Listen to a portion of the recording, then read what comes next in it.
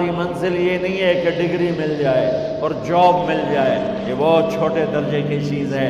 میری، تمہارے وی سی صاحب کی، تم بچیوں کی، بچوں کی ایک ہی منزل ہے کہ یا اللہ تو راضی ہو جا۔ اللہ تجھے مرنے سے پہلے پہلے حاصل کرنا ہے، ڈھونڈنا ہے، پا لینا ہے، راضی کر کے مرنا ہے۔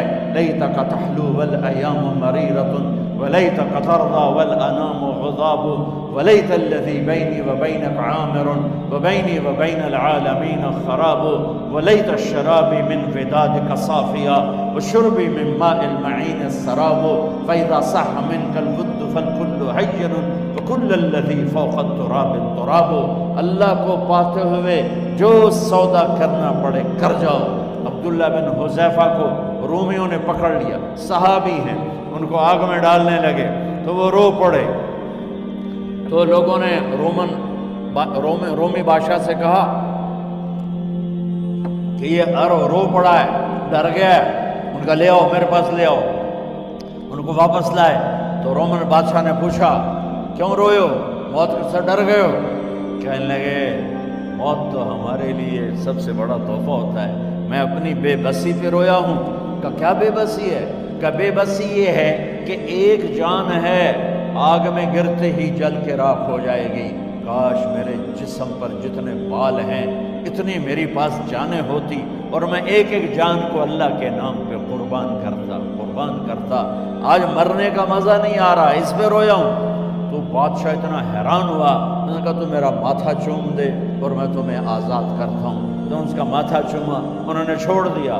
2000 سال پیچھے چلے جائیں، فرعون دنیا کا واحد انسان ہے جس نے کہا انا ربکم الاعلی، میں سب سے بڑا رب ہوں، اور اپنے آپ کے رب ہونے کا دعویٰ انسانوں میں صرف فرعون کا ہے۔ اس کی باندی مسلمان ہو گئی، موسیٰ علیہ السلام کا کلمہ پڑھ لیا، ایمان چھپتا نہیں، وہ پتہ چل گیا۔ فرعون نے اس کو پکڑوایا، اس کی 2 بچیاں، ایک دودھ پیتی ایک ساتھ چلتی، اور اس نے اپنے دربار میں کڑاہ میں تیل ڈلوایا، نیچے آگ لگوائی، تیل ابلنے لگا۔ جب وہ پوری طاقت سے ابلنے لگا تو اس نے فرعون نے اس عورت سے، اس باندی سے کہا یہ آگ تیرے سامنے ہے، جلتا ہوا تیل، موسیٰ کے رب کو مانے گی تو پہلے تیری بچیوں کو جلاؤں گا پھر تجھے جلاؤں گا، اور اگر مجھے رب مانے گی تو تیرے گھر کو سونے چاندی سے بنا دوں گا، تیرے گھر کو سونے چاندی سے بھر دوں گا۔ اللہ کا پا لینا یہ میری آپ سب کی معراج ہے، اور اللہ کو کھو دینا میرے آپ سب کے لیے ہلاکت اور تباہی ہے۔ سنو سنو، اس نے کیا کہا، کیا کہا؟ اللہ نے اپنی محبت کو ماں سے تشبیہ دی ہے، باپ سے نہیں دی، اور چھوٹا بچہ زیادہ ممتا کو لیتا ہے۔ وہ کہنے لگی فرعون یہ تو میری 2 ہیں، میری 100 ہوتی تو اللہ کے نام پہ آج میں قربان کر دیتی۔ فَقْضِ مَا أَنْتَ قَاضٍ، کر جو تجھے کرنا ہے۔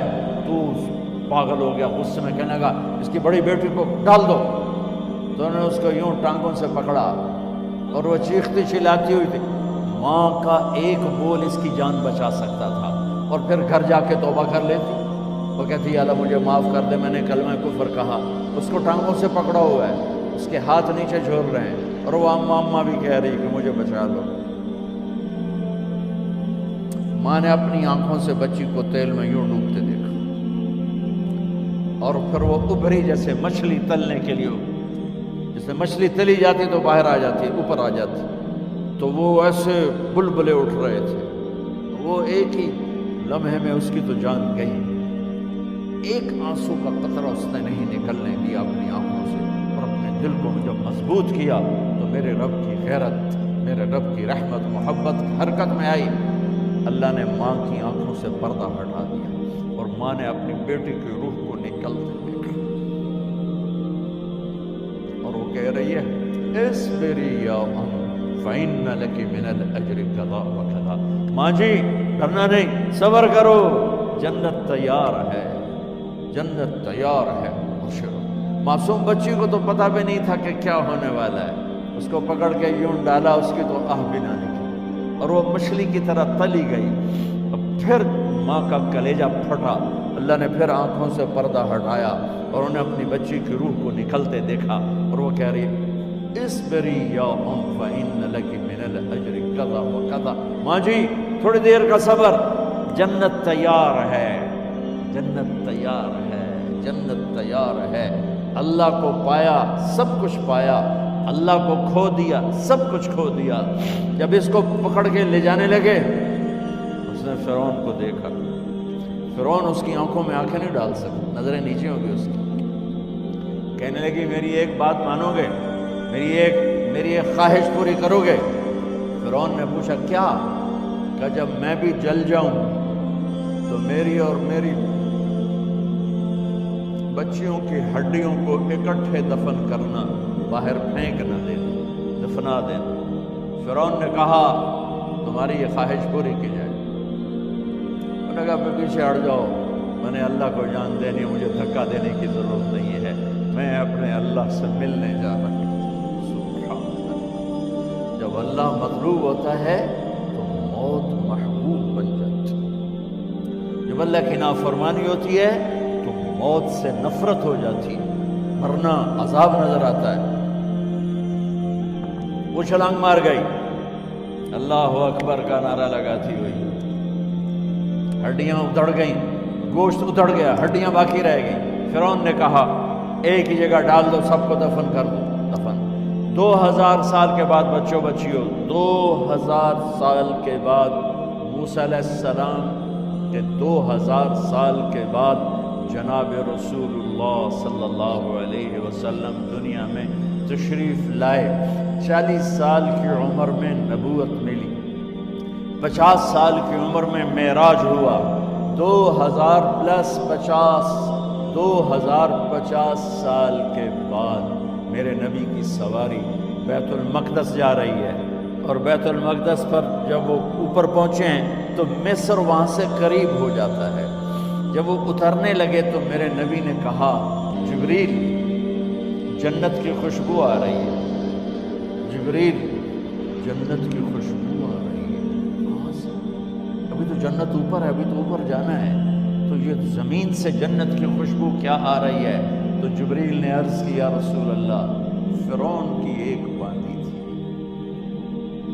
جو اللہ سے سودا کر گئی جان کا اور اپنی بچیوں کا، اس کی بچیوں کی ہڈیوں کو جہاں دفن کیا گیا ہے، یہ خوشبو جس دن انہیں دفن کیا تھا اس دن سے لے کر آج تک یہ خوشبو آ رہی ہے اور یہ قیامت تک آتی رہے گی.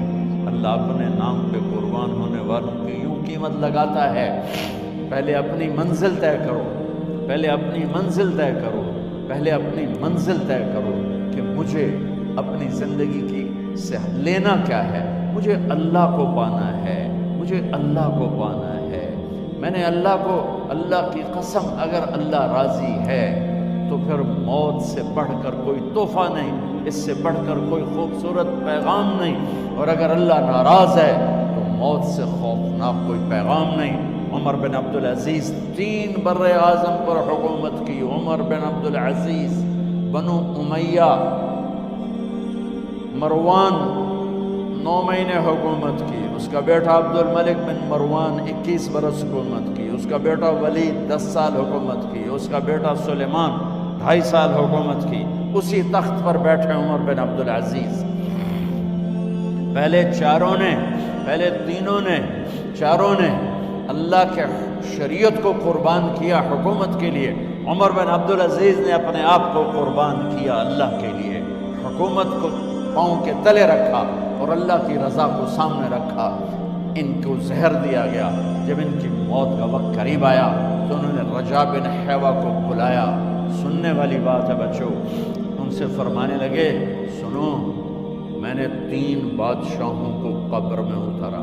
اب بچیاں تو قبرستان جاتی نہیں، ہم تو اپنے ہاتھوں سے قبر میں اتارتے ہیں اور اوپر مٹی ڈالتے ہیں اور اوپر اینٹیں ڈالتے ہیں اور پھر منو مٹی میں دبا کے واپس آتے ہیں. یہ منظر آپ بچیوں کے تو دیکھنے کا بھی نہیں ہے.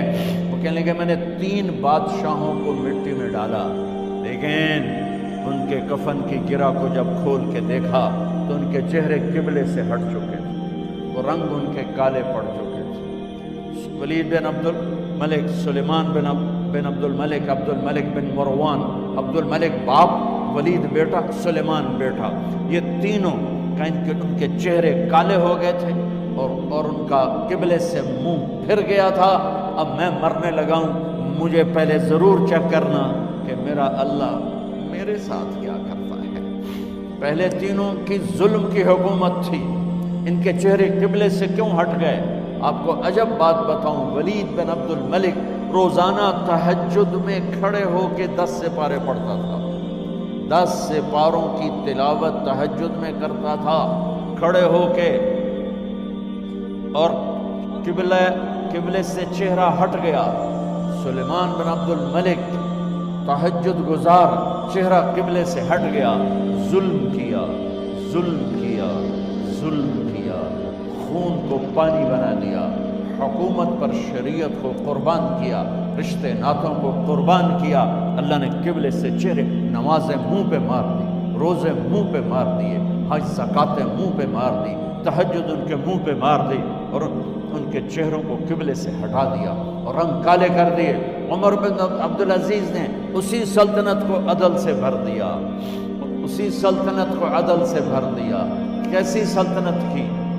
جب گورنر تھے تو 60 اونٹوں پہ سامان چلتا تھا، جب امیر المومنین بنے تو بچے کہنے لگے ماں سے، بچے بچیاں 12 تھے، ماں سے کہنے لگے کہ عید کا موقع آ رہا ہے، ابا سے کہو ہمیں نئے کپڑے تو لے کر دیں۔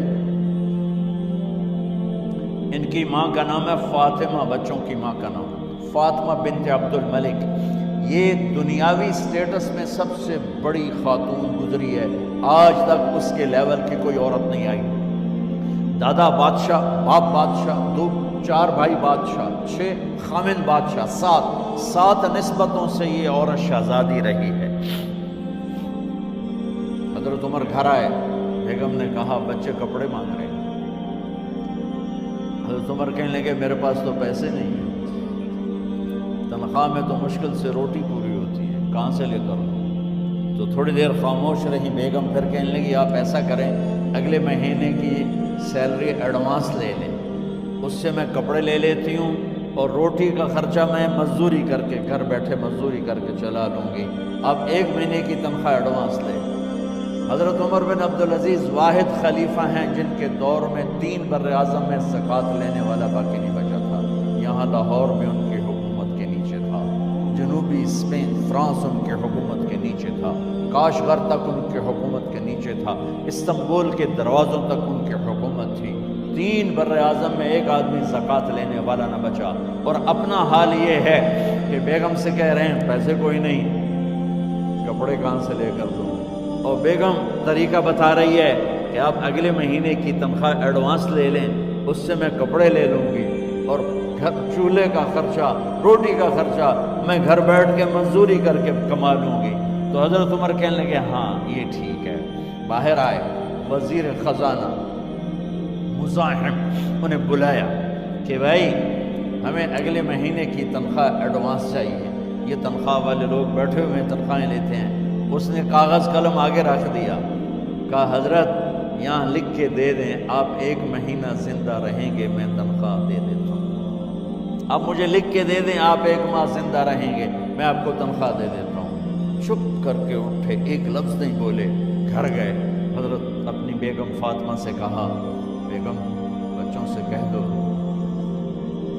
کہ باپ کے پاس کپڑے لے کر دینے کی سکت نہیں ہے، اور خزانے ایسے بھرے پڑے تھے کہ زکوٰۃ لینے والا کوئی نہیں تھا۔ عید کی نماز ہوئی، نماز کے بعد جب ساری فیملی ملنے آئی اور بچے بھی ملنے آئے تو ان کو دیکھ کر ان کی آنکھوں میں آنسو آ گئے۔ کہنے لگے بچوں آج تمہیں دکھ تو ہوگا اپنے باپ پر کہ 1 جوڑا کپڑا بھی لے کر نہ دیا عید کا۔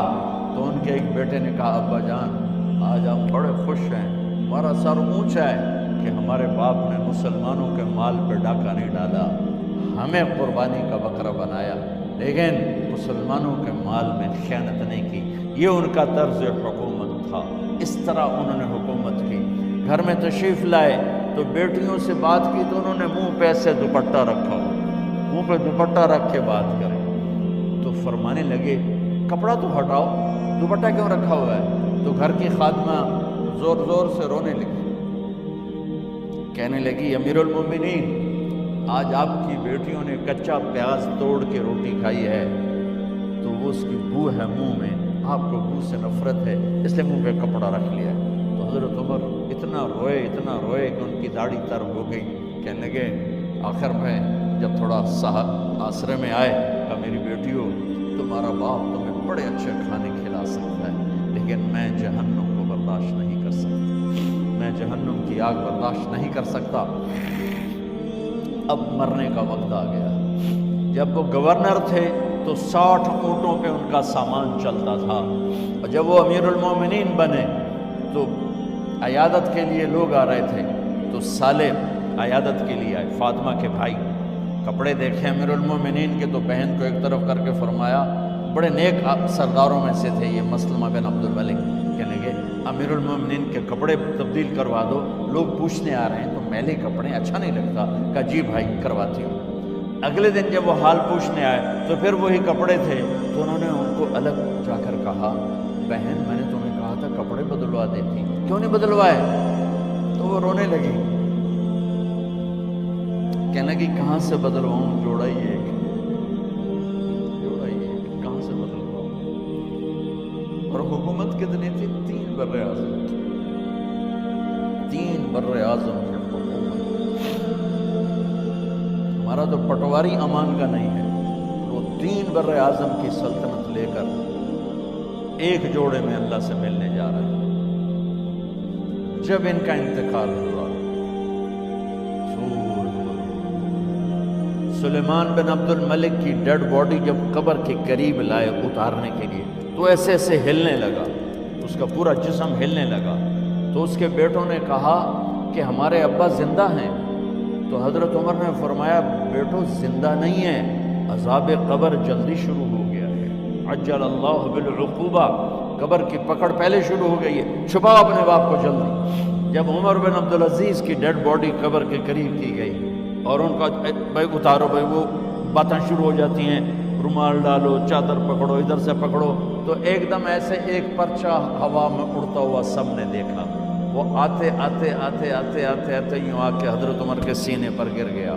سب دیکھ رہے ہیں۔ جب پرچے کو اٹھا کے دیکھا گیا تو اس پہ ایک سطر پہ لکھا تھا بسم اللہ الرحمن الرحیم، اور دوسری سطر پہ لکھا تھا براءۃ من اللہ لعمر بن عبد العزیز من النار، یہ عمر کے لیے جہنم کی آگ سے نجات کا پروانہ۔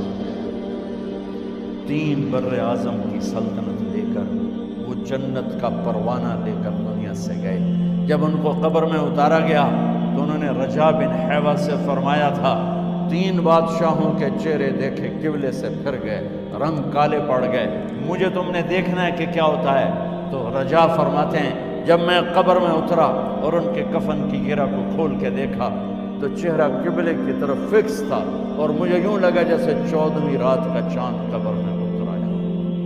میرے عزیزو، طلبہ و طالبات، اللہ کو اپنی منزل بناؤ، اللہ کو اپنی منزل بناؤ، اللہ کو اپنی